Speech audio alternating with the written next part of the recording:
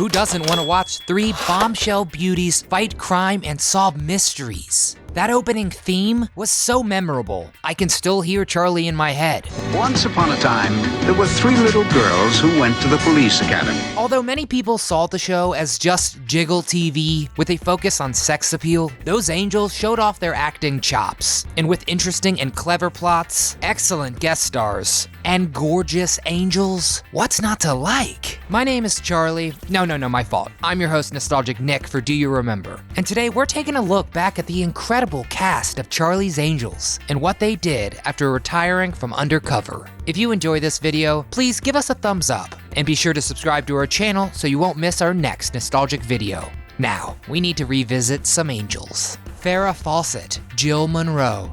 Trust a man whose teeth don't show when he smiles. The biggest reason for Charlie's Angels' initial massive success was Farrah. Her feathered hair, which never lost its curls, her dazzling smile, her magnetic persona. Only Farrah could reduce the other lovely angels to the background. The often undercover and athletic Jill Munroe was proficient in both handguns and self-defense. And we were crushed when Farrah decided to leave the show after just 1 season, but so thankful she'd return on occasion. Her absence explained saying Jill became a professional driver on the Grand Prix circuit in Europe. Nobody can take Jill's place with us. Prior to all of that, Farrah was just a model and commercial actor in LA before a photo shoot in a red one-piece swimsuit changed everything. You know the one. It sold over 12 million copies worldwide, and I'm sure was on some of your walls. The posterizing success led to her first film role in the science fiction film Logan's Run in 1976. She also guest starred alongside her husband at the time, Lee Majors, in his hit show The $6 Million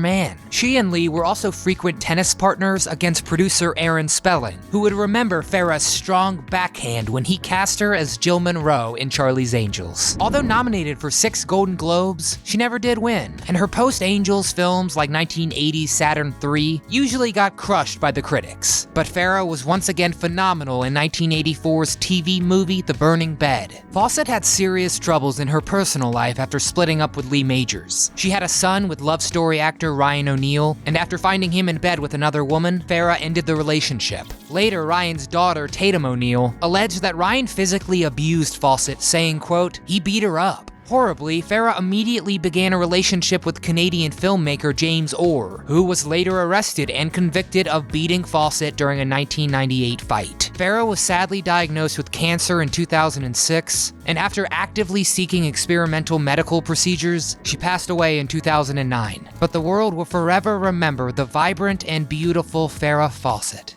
Kate Jackson, Sabrina Duncan, the founding employee of the agency. Sabrina was the cool, smart leader of the Angels, and with her dynamic personality, she grabbed our attention. I won't get in your way, don't worry. Although Farrah was the superstar of Hollywood, Kate was the star of the Angels, and when she left the show after season 3, I felt the program suffered. Jackson got her start in Hollywood with 71 episodes of the gothic soap opera Dark Shadows. Then she had a series starring role in 1972's The Rookies. Beyond her Angels success, she landed yet another starring role in 1983's Scarecrow and Mrs. King. Tell us in the comments if you watched any of these shows. Jackson hasn't appeared in film or television since 2009, when she also sued her financial advisor, claiming his actions cost her more than $3 million and brought her to financial ruin. Jackson is a cancer survivor, having battled breast cancer twice. To this day, she continues to be a very vocal advocate for early detection and women's health. Today at 72, we sincerely hope she's past those health scares and doing well. Jaclyn Smith, Kelly Garrett. Who's the client, Charlie? The only angel who appeared for its entire run. Jacqueline used these years to grow into a lovely, elegant, and focused actress. One of her first gigs was as a Breck girl for Breck Shampoo in 1971. Then she teamed up with Farrah Fawcett for the first time as a spokesmodel for Wella Balsam Shampoo. Following the cancellation of Charlie's Angels, Smith donned the elegant attires of Jackie O for the television biopic of the First Lady. Jacqueline continued with television movies and smaller roles in the 90s, until she got a recurring role in 2002 in the Craig T. Nelson-led series The District. She even reprised her role as Kelly Garrett in the newest Charlie's Angels film in 2019. Outside of acting, since 1985, Jacqueline has been working on her fashion empire. Today, at 75 years old, she's also added a new wig collection to her fashion line. What can't she do? Cheryl Ladd, Kris Munroe.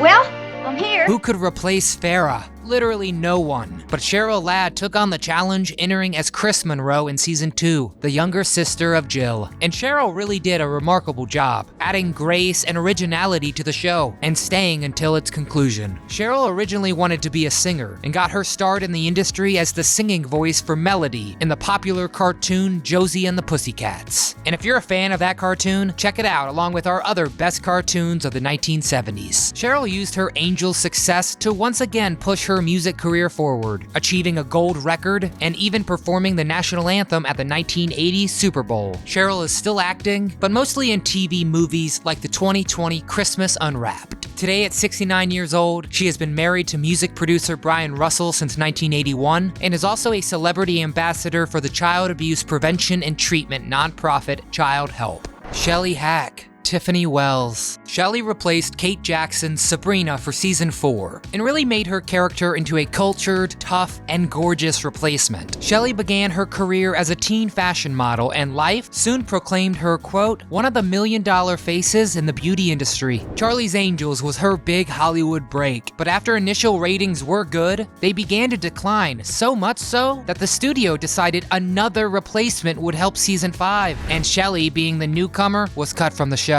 She was then a lead in the 1983 series Cutter to Houston, but the show didn't last. One more series lead in 1986's Jack and Mike would also putter out and not be renewed for season 2. Shelley retired from acting in 1997 and went back to school to begin affecting the world of politics, specifically in other countries like Bosnia. Today at 73 years old, she and husband Harry Weiner are co-presidents of the production company Smash Media. The couple has one daughter born in 1990, Tanya Roberts, Julie Rogers. Tanya entered the show for its 5th and final season and made Julie a tough, sexy, street-raised fighter. Look, this isn't all as easy and pretty as it looks. With Tanya's addition, the producers finally got the brunette, blonde, and redhead setup that they had always wanted since its conception. Tanya got her first role in the 1975 horror flick, The Last Victim. She was then chosen from some 2,000 candidates to replace Shelley on Charlie's Angels, in hopes that it would save the show from cancellation. But again, despite initial hype over Tanya's appearance, the season received dismal ratings and the show was canned. Tanya enjoyed a great career, including a starring role in the 1982 epic film The Beastmaster, for which she was featured nude in Playboy to help promote the movie, appearing on the October 1982 cover. Her sex appeal just continued as a Bond girl in 1985's A View to Kill. Tanya enjoyed a resurgence in the 2000s as Midge in That 70s Show, but left the series because her husband became terminally ill. Today in her mid-60s, she's living in Hollywood Hills, but hasn't acted since 2005. David Doyle, John Bosley.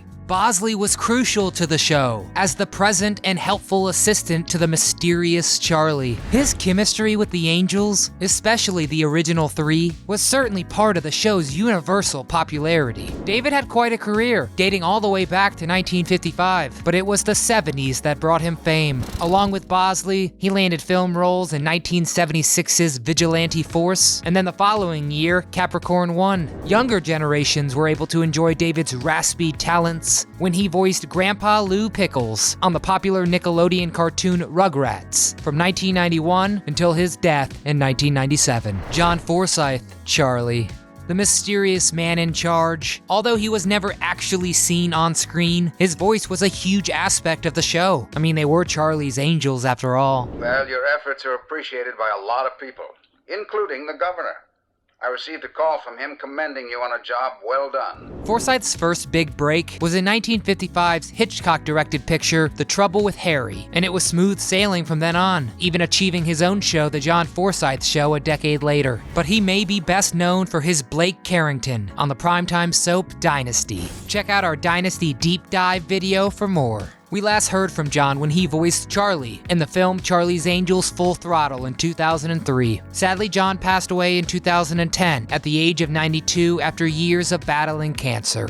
Can you believe it's been over 40 years since this amazing cast dominated TV? So much that it was a top 10 hit in the Nielsen ratings for its first 2 seasons. So tell us, who was your favorite angel from the 5-season run? Do you remember a great episode vividly? Did any of the spin-off films do it justice? Let us know in the comments. We want to hear from you. And if you enjoyed this throwback to a simpler time, it would mean the world to us if you liked this video and subscribe to our channel. From all of us here at Do You Remember, thanks for watching.